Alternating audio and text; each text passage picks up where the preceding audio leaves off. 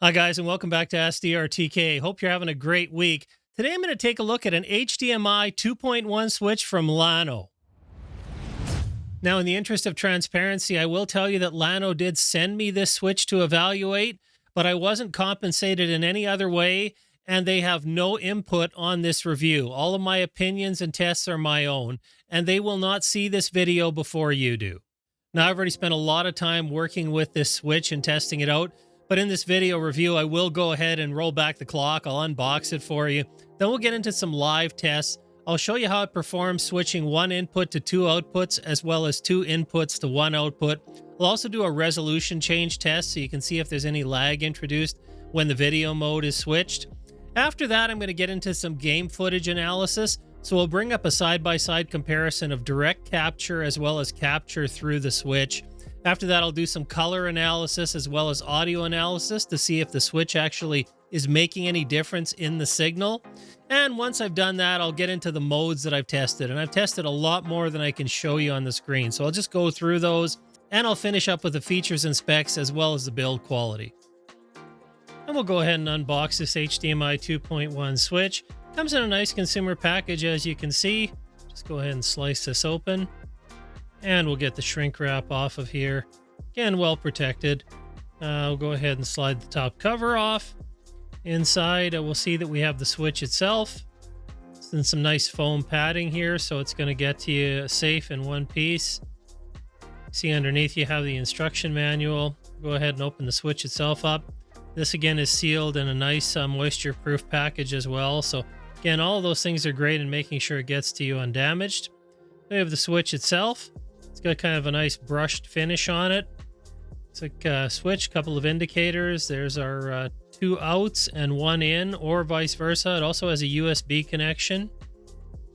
We'll get out of here. We have a kind of a rubber non-slip pad and the instruction manual itself telling you how to get this connected.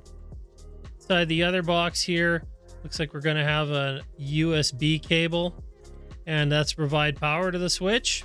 So we'll test that out and see if that's going to be necessary or not. Llano suggests that we need to use USB power for the switch to work, but I will test it both with and without, and it looks like a micro USB. And I'll just go through the installation of the rubber pad. Essentially, it's a non-slip pad, so it's kind of useful if you're going to have this sitting anywhere. The switch itself is very light, so it's going to move around a lot on you. I'll just go ahead and stick this onto the back. This is entirely optional, but I just wanted to show you what they did provide.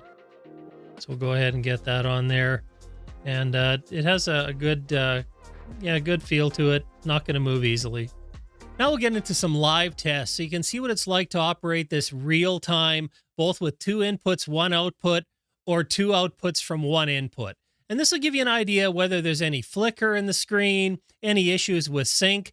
Of course, it'll take some time for the sources and the displays to adjust. So this is not about creating like an instant switch between one or the other where there's absolutely zero pause in between. I just want you to get an idea of what it's like when you press the button to switch on this splitter.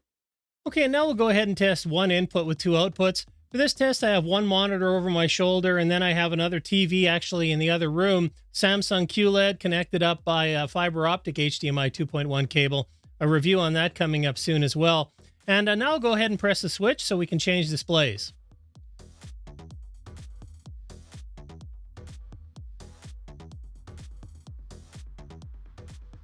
And as you can see, the display is now moved to the monitor beside me, and the TV in the other room now has no signal going through. So the switch works back and forth. I'll go ahead and switch it one more time.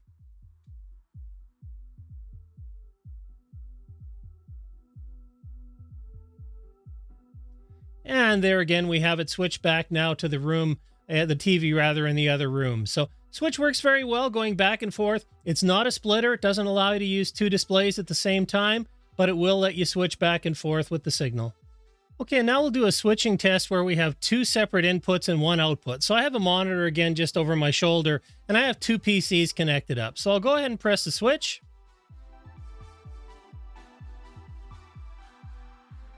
And you'll see the signal is now switched over to the other PC. So it's allowing me to use one monitor again with two, with two sources. Works quite well. I'll go ahead and switch back.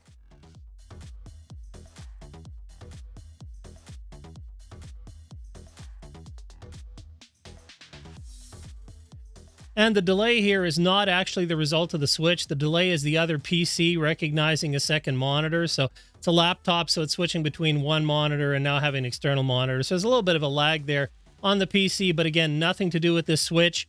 Switch works just fine, switching the two sources to one monitor. So works in both directions. We can go one input to two outputs or two inputs to one output. And now I'll do a test to see if the switch creates any lag when we're changing resolutions. So I'm going to go ahead and switch here.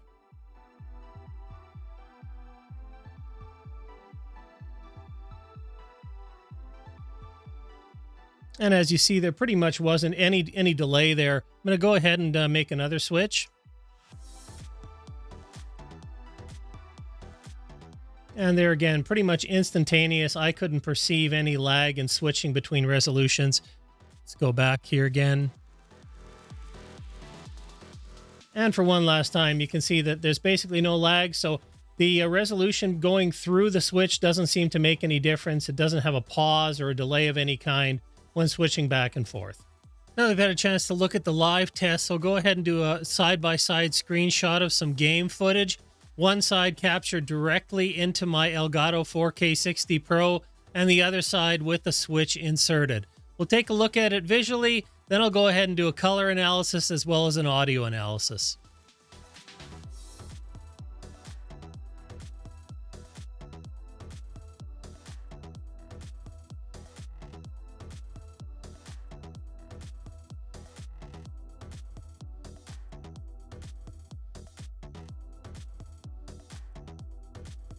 Now I've gone ahead and done a color analysis using Adobe Premiere Scopes, and you can see that I have the comparison here between the direct capture as well as the capture through the switch. And looking at it, you can see that there's virtually no difference between the two, and so the switch isn't interfering at all with the video. And looking at the frequency analysis in Adobe Audition, we can see again that there is no difference in the audio between the direct capture through the Elgato 4K 60 Pro and that's been routed through the switch. So no impact on the audio at all. Now we'll go ahead and switch over to the transient response. And as you can see here again, the signal profile is exactly the same. No difference in transient level, so dynamic range at all. Basically, I would say that there is no effect on either the video or the audio by running it through this switch. Now I'll give you a live shot of variable refresh rate running on my Samsung QLED television. And as you can see, there's no issues here with screen tearing. It's, again, I have a remote camera set up to capture this, but there are no issues at all. It works very well with VRR. Setup with G-Sync happened as soon as I connected the TV through the switch, so no issues at all with recognizing the G-Sync capabilities of this TV. And so the switch is basically transparent. I'll just quickly go through the specs. This, of course, is an HDMI 2.1 switch with HDCP 2.3 support. It has two ports on one side, one on the other side. All are HDMI 2.1 in or out, and we can either run one in to two out or two in to one out. We can't have both sources active at the same time, of course, and we can't have both displays active at the same time. This is a switch, not a splitter. I also tested it with and without the 5-volt DC micro USB power supply, and it seemed to work the same either way, but it has been included here for a reason. Video bandwidth is 48 gigabits per second, so the full spec of HDMI 2.1.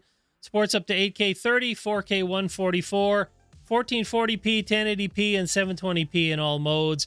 Pretty much covers off all HDR as well as VRR standards. Color depth of 8, 10, and 12-bit. All color spaces are supported here, and audio formats, pretty much, again, everything I could throw at it seemed to go through unaffected. And it's very lightweight at about 49 grams, and it does include a micro USB cable, but not a power adapter. Now, I tried to test some of the most important modes that I thought everyone would be looking at. So I used my PC, I've got an RTX 2080 Super, and I tested it on both an Asus ROG PG43UQ as well as my Samsung QLED Q80T. I tested 4K with G-Sync up to 120 Hz, 1440p as well, and 1080p. No issues at all there. We also tested it out with an RX 6700 XT. There we just used 1440p and 1080p up to 120 Hz. Again, no issues with that. And finally, using the Apple TV 4K, tested HDR10 as well as Dolby Vision, Atmos, and digital 5.1. Everything worked flawlessly in these tests.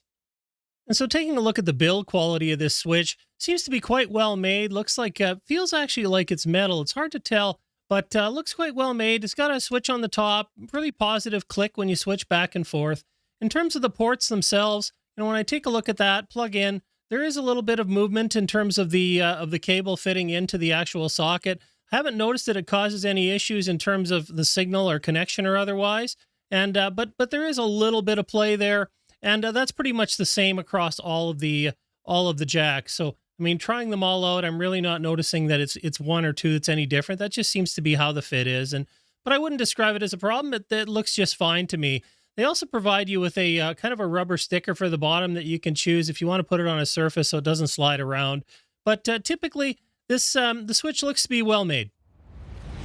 And so after testing this switch with a variety of consoles, both current gen and previous gen, as well as a PC, I can say that it basically performed flawlessly. I had no issues switching between two monitors or between two sources. Didn't matter if I had different resolutions going on, different frame rates. Everything switched right away, so there were no issues there at all. I can tell you that when I connected up the monitor directly through this into the PC, I could go into G-Sync setup without any issue. It recognized the capability of the monitor through the switch. Nothing was impeded there.